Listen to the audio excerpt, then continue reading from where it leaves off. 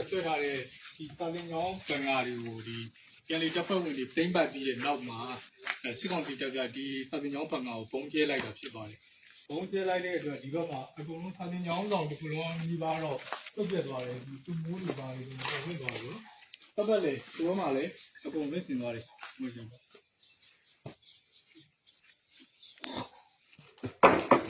ဒီမှာကဒီပြန်လေတပ်ဖွဲ့ဝင်ရဲဘော်တွေဒီကနေကျွန်တော်သိရတာကတော့ဒီကမ်းတော်မှာကစစ်ကောင်စီကဒီပုံဟိုဂျပန်ခေတ်ကဒီဗီဝအတိုင်းကျွန်တော်တို့ပုံကလုံးဆိုင်ခံစစ်ပုံစံမျိုးလုပ်ထားတာပေါ့နော်အဲ့မှာ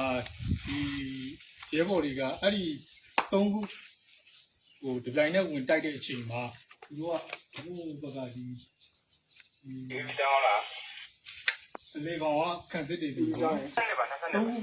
တို့တက်ဆွဲထားတဲ့ပုံကလုံးဆိုင်၃ခုကိုကာဝေးတပ်ဖွဲ့တွေဒီပြန်လေးတပ်ဖွဲ့တွေဝင်တိုက်တဲ့အချိန်မှာသူတို့ရင်းနှိမ့်သွားတဲ့အချိန်မှာသူတို့ကအလဲကိုပြန်ဆုတာလဲကိုပြန်ဆုပြီးတော့လဲကနေပြန်ပြီးတော့ခုခံတဲ့သဘောလို့ကျွန်တော်တို့ဒီပြန်လေးတပ်ဖွဲ့ဝင်တွေဒီကနေကျွန်တော်တို့သိရတာရှိပါတယ်ဒီပူပေါင်းတပ်ဖွဲ့တွေနဲ့ပြန်လေးပူပေါင်းတပ်ဖွဲ့တွေတက်ခိုက်သိမ်းပိုက်ထားတဲ့ပလန်မျိုးတွေကကမ်းတော်ရဲစခန်းကိုကျွန်တော်ရောက်နေတာဖြစ်ပါတယ်ဒီနေရာတွေကတော့ဒီကမ်းတော်မှာရှိတဲ့ရဲတွေစစ်ကောင်စီတပ်သားတွေနဲ့ဒီပြည်သူစစ်ဖွဲ့ဝင်တွေခိုင်မာတက်ဆွဲထားတဲ့ဒီဘန်ကာချင်းတွေဖြစ်ပါတယ်ဒီနေရာတွေကဟိုမိုင်းရှင်းလင်းရေးအပြည့်စုံလုပ်ထားတဲ့အတွက်အနေတော့များပါတယ်ဒီထဲမှာဒီ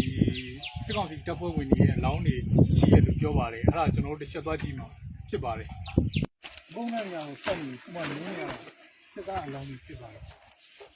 ဒီနေရာမှာ3လောင်း4လောင်းလောက်ရှိတယ်ရိုက်ကြ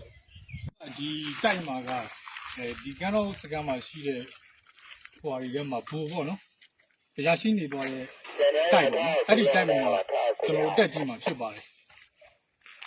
ဥမာတေချာကြည့်မိရပါတော့ဒီမှာဆိုဝါးတွေဝါချလန်ဖို့ပြီးတော့တေချာကန်စစ်လောက်ထားတဲ့နေထားပါဒီနေရာတွေကနေကျွန်တော်တဲအိတ်တွေပါအိတ်တွေပါကာပြီးတော့ဘန်ကာလောက်ထားတယ်နော်ဒီနေရာတွေကျွန်တော်တို့ပေါ်ထက်ကိုတက်ကြည့်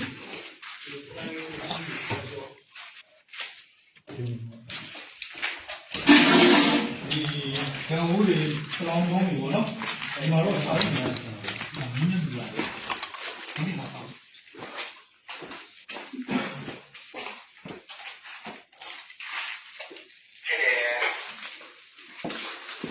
ာစစ်ကောင်စီတပ်သားတွေ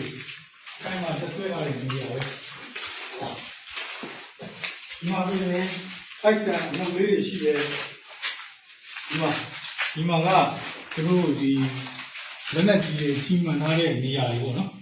ဒီဘက်မှာကဒီမှာအောက်ဘူးပါတော့သူတို့ခါလာနေတာပဲတဲတော့ဒီပါ